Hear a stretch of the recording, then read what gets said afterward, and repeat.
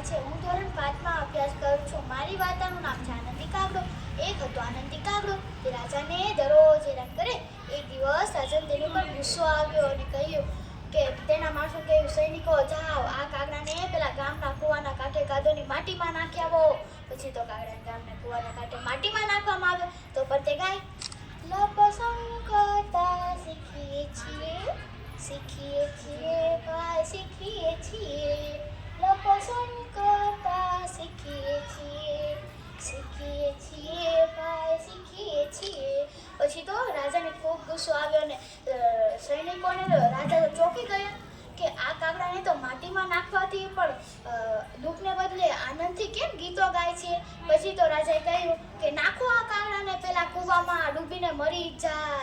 પછી તો કાગડાને પાણીમાં નાખવામાં આવે તો પણ તે ગાય કે કૂવામાં તરતા શીખીએ છીએ ભાઈ શીખીએ છીએ, કૂવામાં તરતા શીખીએ છીએ। પછી તો રાજાને થયું કે હવે તો મારે આ કાગડાને આકરી શિક્ષા કરવી પડશે। પછી તો કાગડાને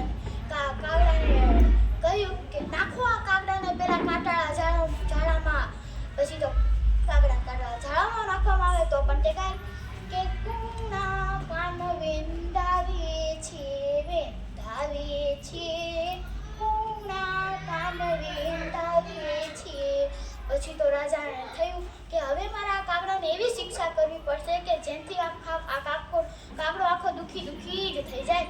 પછી તો કહ્યું કે નાખો આ કાગડાને તેલની કોઠીમાં। પછી તો કાગડાને તેલની કોઠીમાં નાખવામાં આવતો પણ તે ગાય કે કાનમાં તેલ મૂકીએ છીએ ભાઈ મૂકીએ છીએ, કાનમાં તેલ મૂકીએ છીએ। પછી તો રાજાએ કહ્યું કે હવે તો આ કાગડાને નાખો ઘીના કુલડામાં। પછી તો કાગડાને ઘીના કુલડામાં નાખવામાં આવ્યો તો પણ તે ગાય કે ઘીના લબકા મારીએ છીએ ભાઈ મારીએ છીએ, ઘીના લબકા મારીએ છીએ।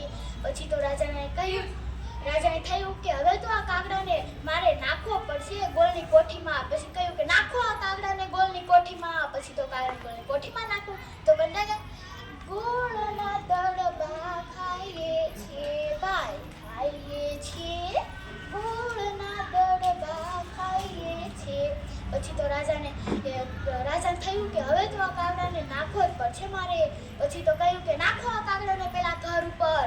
પછી તો કાગડાને નાખ્યો ઘર ઉપર તો પણ તે કહે કે નળિયા ચાળતા શીખીએ છીએ ભાઈ શીખીએ છીએ, નળિયા ચાળતા શીખીએ છીએ।